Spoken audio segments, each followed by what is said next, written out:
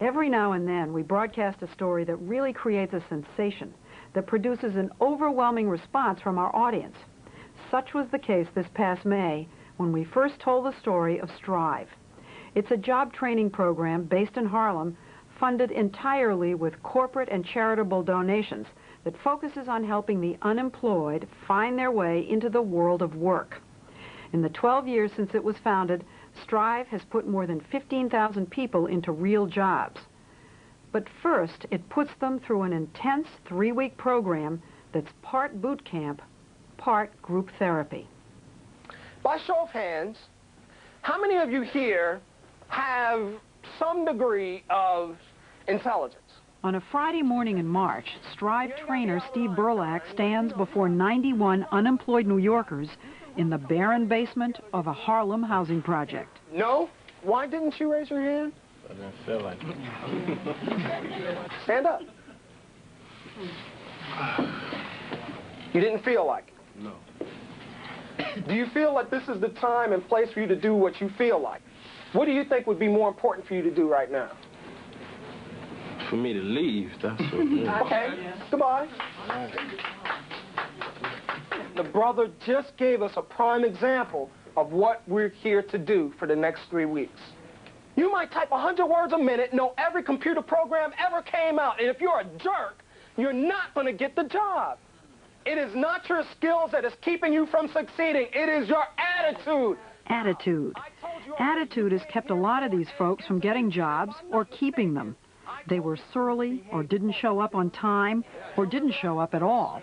I've been out of prison for going on 2 years, and basically what I'm looking is how to get back part of society and become a productive member. Damaris Carrero knows more about jail than how to do any job.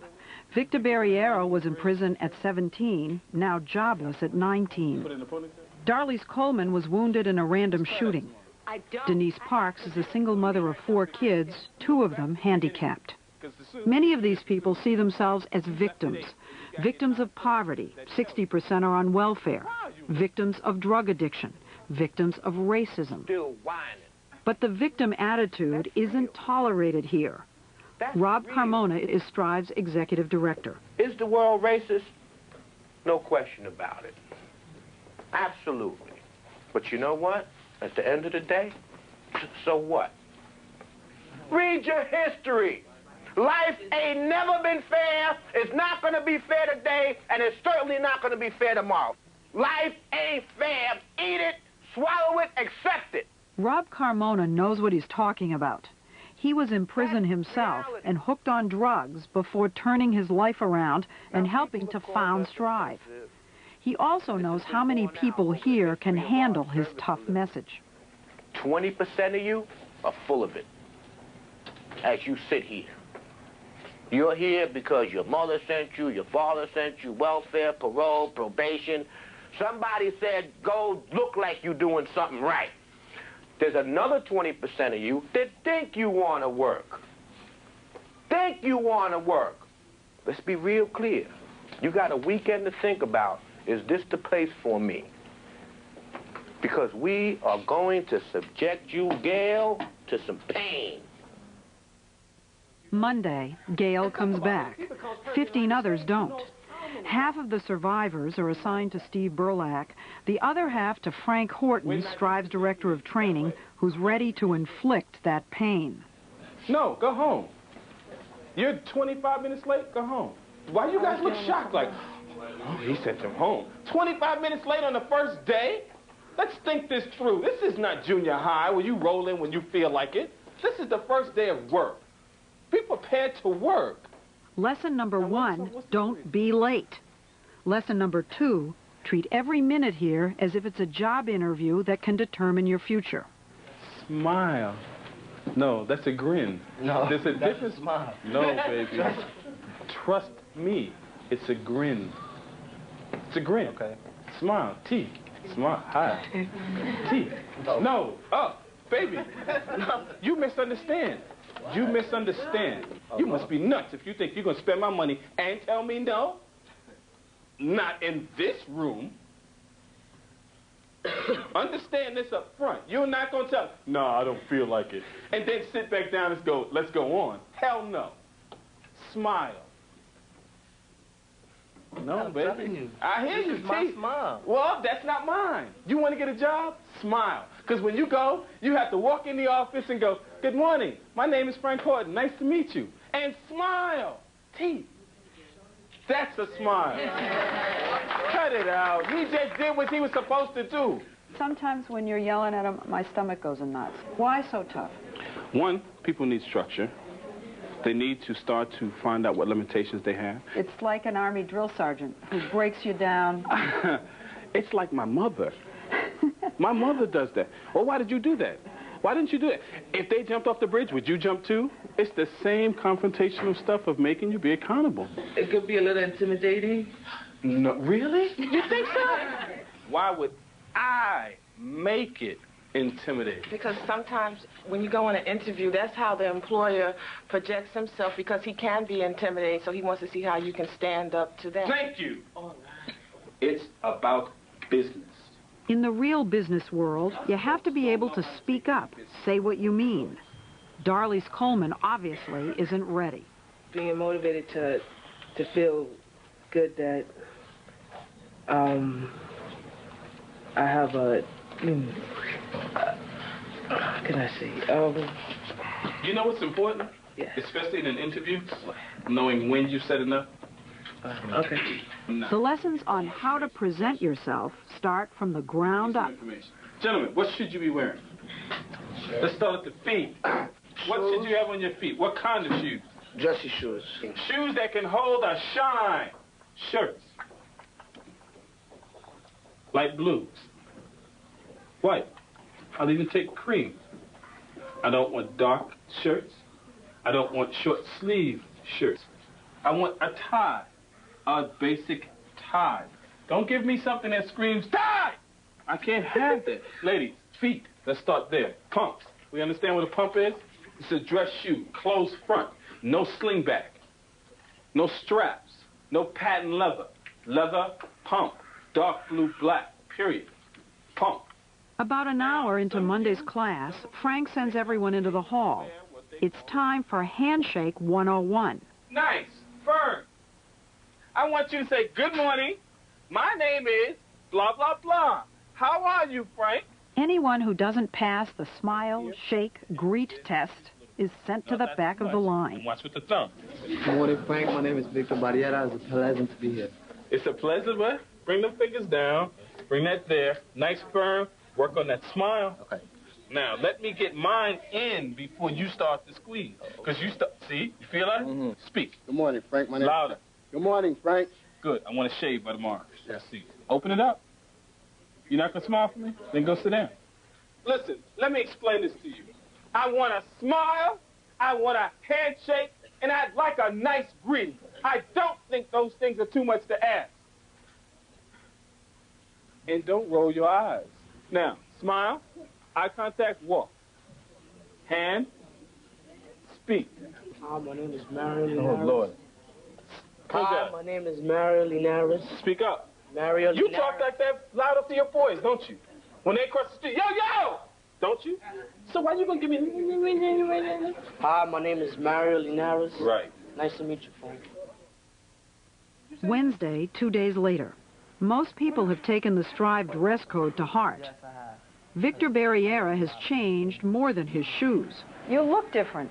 Oh yeah. When I first came in here, I had braids, and they said they won't Cornrows. cornrows. Yeah. I had cornrows, and that wasn't very good.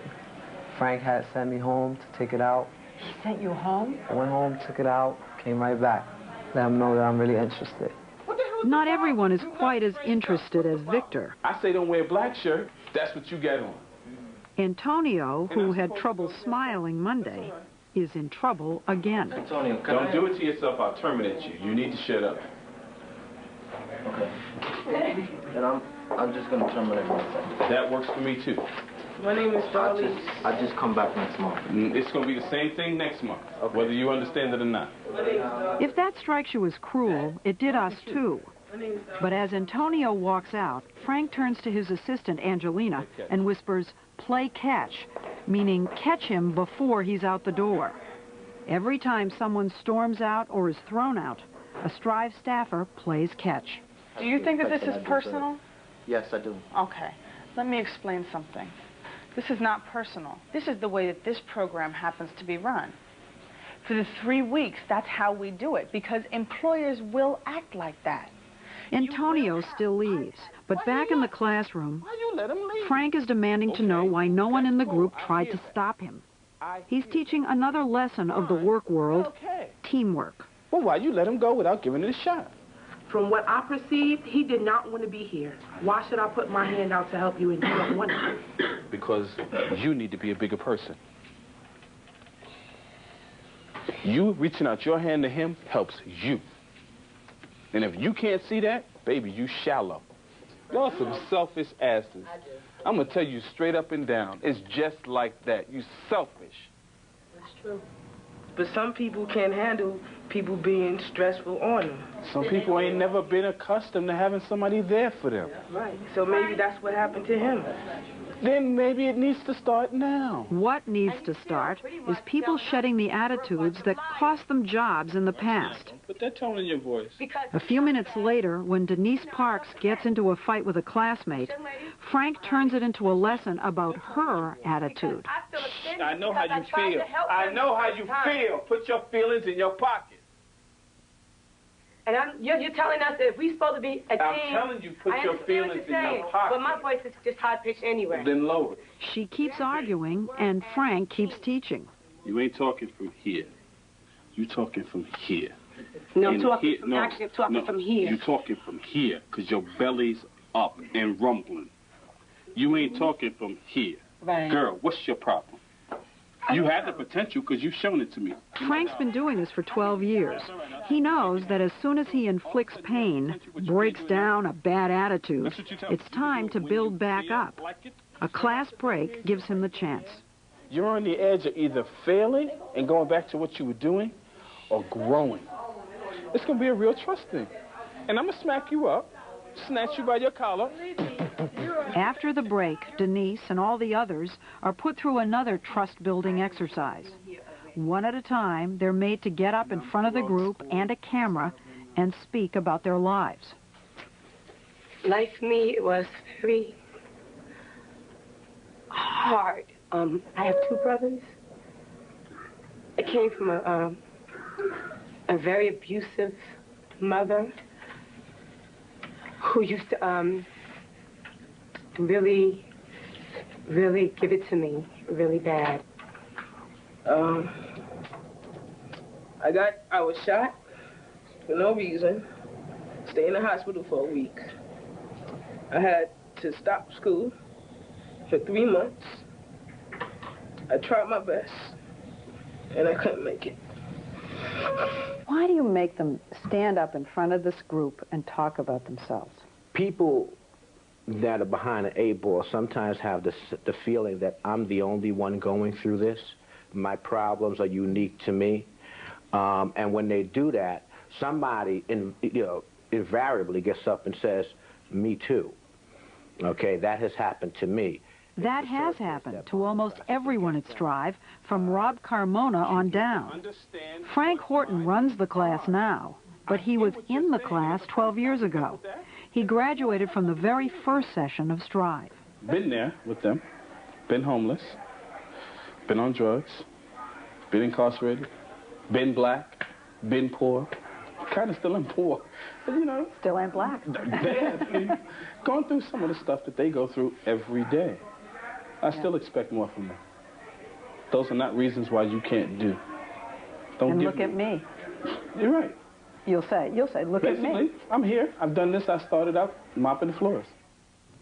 Will Frank Horton's tough message, his no excuses, no slack approach, really end up helping the group get jobs? We'll find out in a minute.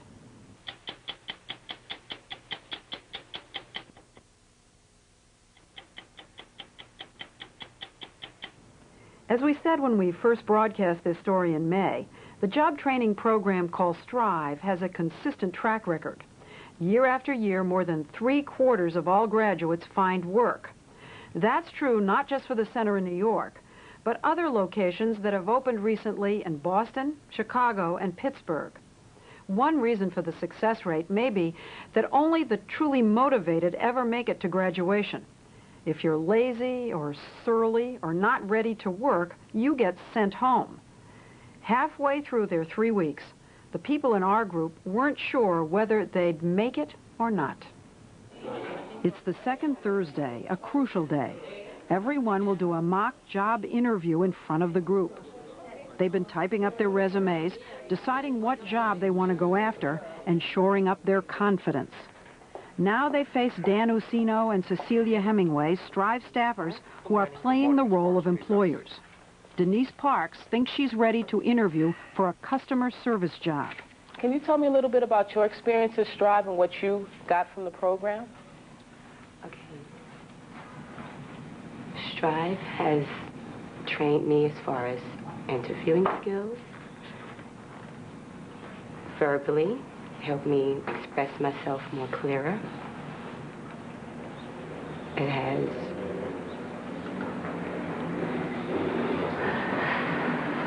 Stop, time. You applying for a customer service rep. Let's get it real. This is bubbly, outgoing, can talk to people, you sit on the spot, and you freeze, not having it. okay. Denise takes a few minutes to collect herself, comes back, and does better. Good morning, my name is Denise Parks. Good morning. Hi, good morning, Ms. Parks. Good morning. Please have a seat.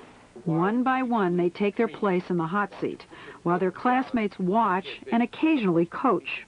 Juan, do you have a problem looking at me? I'm waiting for an answer. Do you have a problem looking at me? Say no. No. Then I expect your eyes to stay on me. And at the end of each interview, class members critique each other. Damaris, how'd he do? I thought he was going to do better. I'm not asking you what you thought. I asked you how he did. He didn't do good. Near the end of the day, Darlise Coleman, one of the shyest in the class, one of the least confident, takes her seat. I see you're applying for a job as a mailroom clerk. Yes. Can you tell me what you know about mailroom operations? Yes, it's sorting out mail orders, doing copies on copy machines, having a lot of, excuse me. If Strive was giving grades for test interviews, Darlise would get an F. How much work did you put into getting ready? Not too much. How much work do you expect us to put into getting you a job? A lot. I'm going to be honest with you. The answer's going to be not that much. Why should I spend the time preparing for you? I don't want to answer that. You don't want to answer that? Why? Because it's your job. No, you know what? My job, I'm going to tell you what my job is. My job is to help people, okay, who want to be helped. Not people who need help, because I be here day and night. You got some sense of entitlement? You special? You do what you always done, you're going to get what you always got. Did you study? You said no. Are we changing that? Well, no. How can I help you if I'm giving you the tools and you're not using them? Darlise has made it through 2 wrenching weeks before reaching her breaking point. Strive is all about breaking people of bad habits, bad attitudes, but it's also about rebuilding, remaking, catching them when they fall. Frank catches Darlise. Because you got to go back in there, right? Yeah. I mean, you are going to go back in. Because we're talking about your life, aren't we? And you put in a lot of effort from day one till now to get here, just right here. And this is the wall. You hit it hard, didn't you? Yes. Okay. You going to go over it? Or you going to stay down? You going to go over it? Yes, I'm going. Okay. Go back in and sit in the chair and find out what you did wrong. You said you wanted to make changes, remember? Let's make the changes now. I told you guys this thing would do it to you, didn't I? And you thought, oh, no, we went through a week and a half. We can handle that. Nah. Very serious stuff. Questioning you on your resume, who you are, how you put stuff out there. how you control yourself, the whole nine, is all of a sudden coming to a head right here. You getting back in the chair? Let's go. Got to work on it. Good afternoon, Darlise. Good afternoon. Darlise, what kind of position are you applying for? I'm applying mailroom clerk. Okay. Can you tell me a little bit about your mailroom background? Hi, Carol. This is Dan from Strive. How are you? Week 3, crunch time. Dan Osino is back in his office calling his job contacts. Strive is also a job placement service. Let me just try to do one call for you. Strive and its graduates have a remarkable record. Of those who find work, 80% are still on the job 2 years later. That's partly because Strive follows up on them for 2 years. When we place somebody at a company, Leslie, we don't say, our job's over. We say, we stay with our clients. If you, the employer, has any problems with this individual, give us a call, and we'll broker that for you. One reason they're so company-friendly is they were founded by a corporate CEO, Sam Hartwell. As chairman of Strive's board, he drums up millions in corporate and foundation donations that keep the organization going. The people who come through the program, you call them your clients. Right. Do they pay anything? Oh, absolutely not. It's totally free. Totally free. How much does it cost for one person to go through this program? 3 weeks. At the front end, about $1,500 per person is the investment. And that's just a tiny fraction of what government jobs programs cost per person. But it's starting to pay off for our group. By the middle of the final week, many are out for job interviews, including... Oh, man. Is this the best day of my life? Darlise Coleman. She takes the ferry from Manhattan to Ellis Island, where there's an opening. Not for a mail clerk, but for a food service worker in the museum. I went to a friend's house, and I asked them to interview me. She's been practicing all night. Darlise. How are you? The third Friday, graduation day. The street corner in Harlem is the same, but the people have changed. Good morning, Tamara. Good morning, Angelina. This is my husband, Noel. People who were alone 3 weeks ago are surrounded by family and friends today. Thank you. Congratulations. When I first got here, I was like, these people, bunch of maniacs. They would get me up here and curse me out, belittle me, make me feel like garbage. And at the end of this program, I can say I love them from my heart. In the last 3 weeks, we've seen people broken down and built back up. Bad attitudes wrung out, lessons learned. Let me shake hands with you. Didn't they have to teach you how to shake hands? Yes, yes. That's a great handshake. I always grab it and used to go like this. Oh, or the street like one. This. Oh, yeah, like that? like this. And they had to actually teach you how to do that. How to do that. Well, that's great. How to keep your hands to your sides when you walk in, smile. Smile. Smile, always smile. Did you used to smile? No. I always smile now. I can't stop smiling. Victor Barriera has never graduated from anything in his life. Same thing for a lot of the others. This Strive diploma is a big deal. We're going to give you these certificates, but if you go out there starting Monday and you don't put into practice all of the blood, sweat, and tears that you went through for 3 weeks, can I get a witness? Was there any tears, pain? If you don't go out there and apply the lessons that we learned, you can take these certificates, rip them right up, and throw them away. Some of these people will fail. Half who showed up that first day didn't even make it to graduation.